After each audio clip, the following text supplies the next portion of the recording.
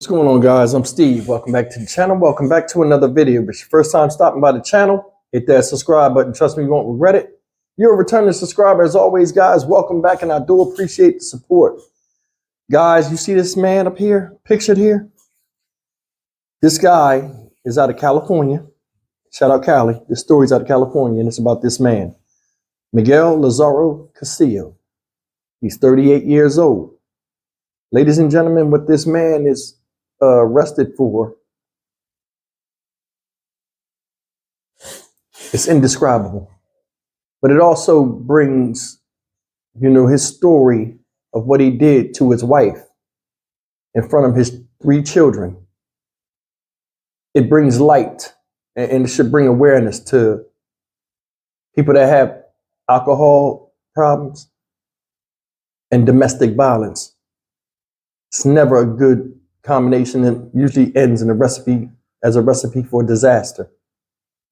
I'm going to read you this news article that this guy that explains what this man did in front of his children, and we'll come back and talk about it. So without further ado, let's read this article.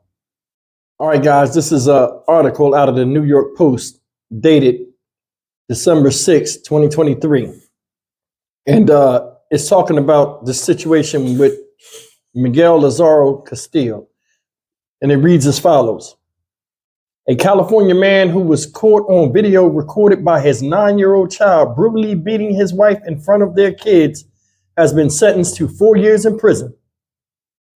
Miguel Lazaro-Castillo, 38, was handed the maximum term allowed under the law Friday after pleading no contest in October to felony domestic violence, false imprisonment, and misdemeanor child abuse.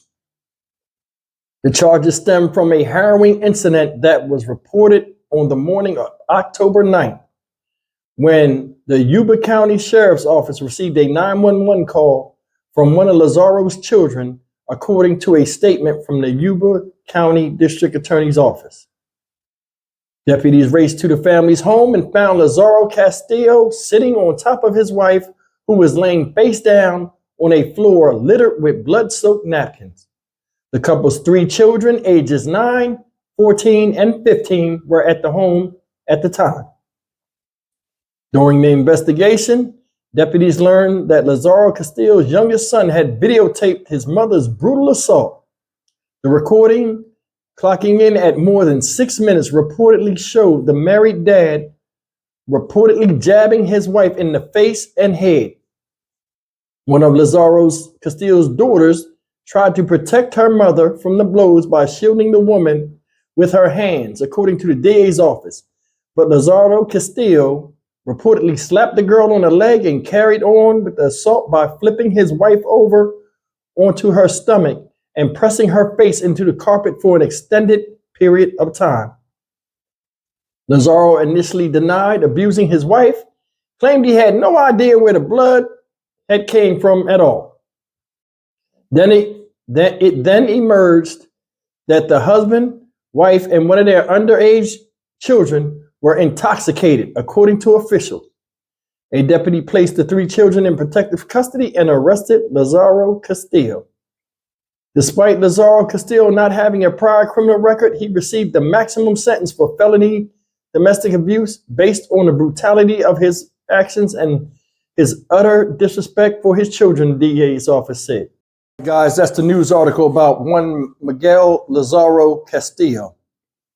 Now, I'm going to tell you something. Stuff like this really bothers me. It affects me.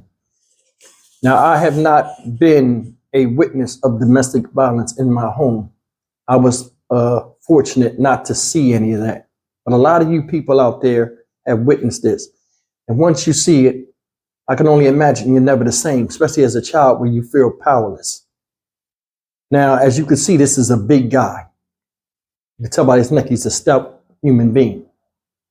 Now, I don't know what the rest of his family looks like or what started this thing, but there are 4 issues I want to talk about tonight with you guys about this whole situation.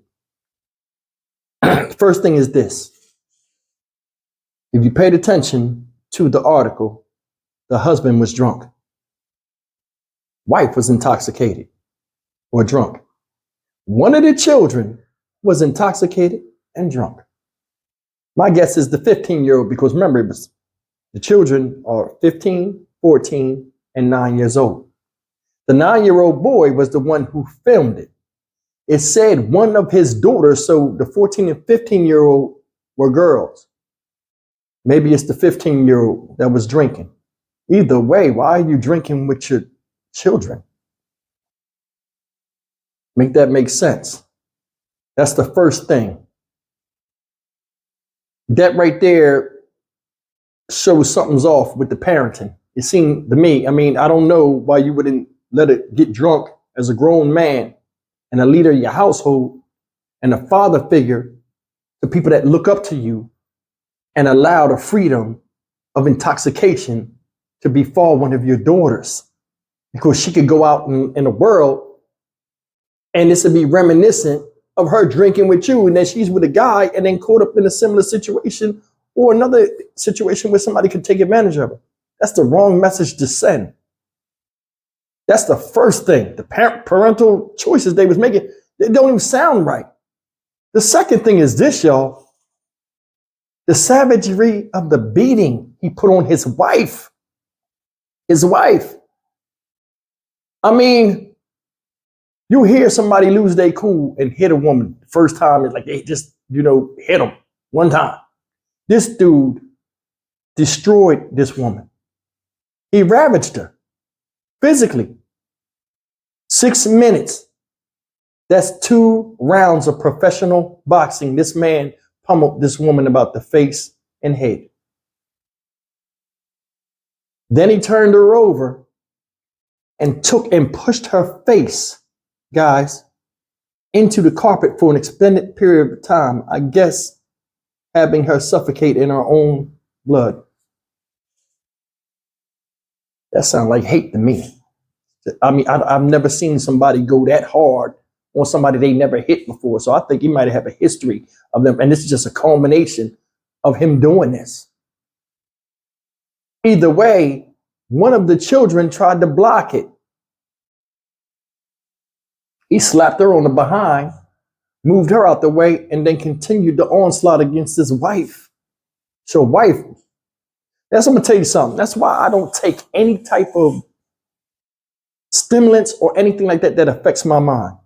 And I take pride in that. No weed, no alcohol, no nothing. Because when you are halfway out of your mind, stuff like this happen, and you can't recall, or you can be put in a position where you can't remember all the details, and then somebody that you care about, you make a fool of, yourself, or even worse, being like this guy when you take somebody off the planet like your life partner. There's no excuse for what this guy did. And that brings me to the fourth point. How did he only get 4 years in prison? And this supposedly happened October 9th of last year. How is this man only getting 4 years in prison? They charged him with the maximum penalty on domestic violence, which is 4 years. How was the maximum penalty on beating somebody down 4 years? I think he had a murder charge, which they gave him a plea deal, took that off the table as long as he took the maximum penalty on something. But he already institutionalized for a year. 3 years ain't nothing. So basically, he won this case. He won. He won this.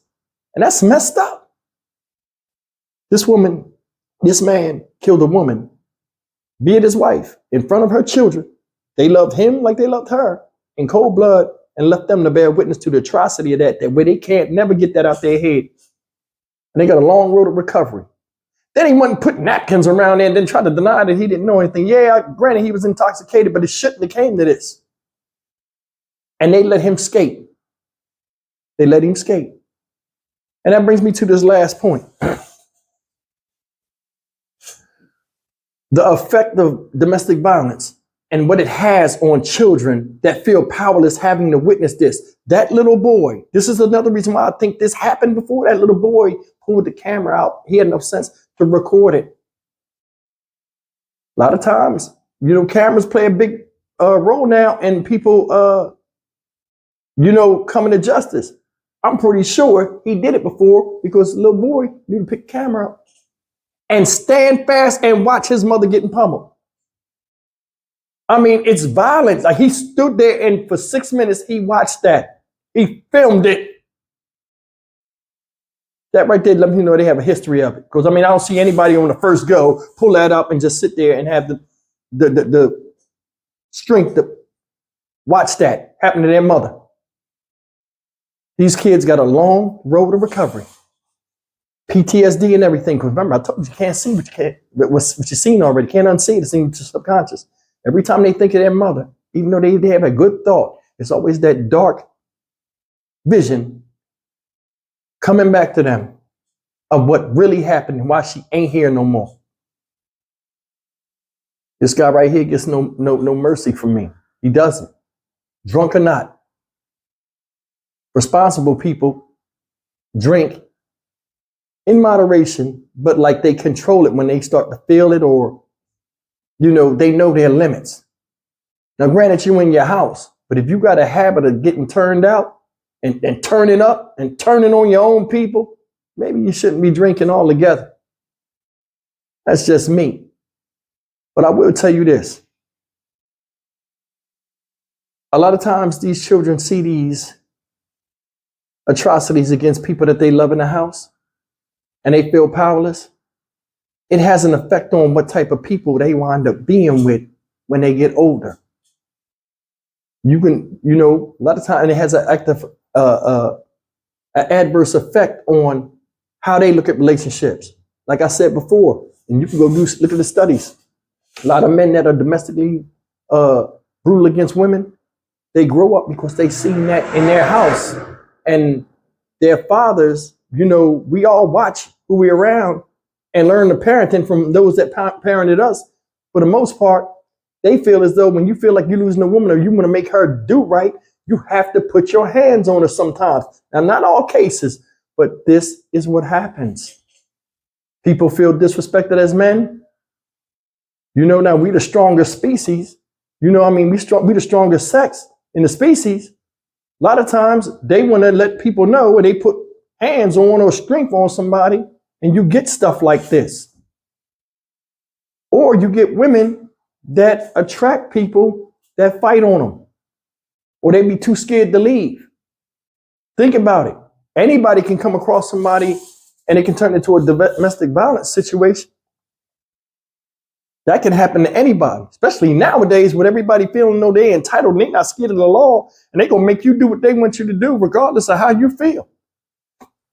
Excuse me.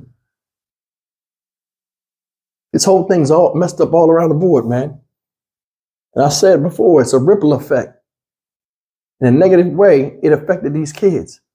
Father gone, mother gone, no support system. Now they in CPS custody.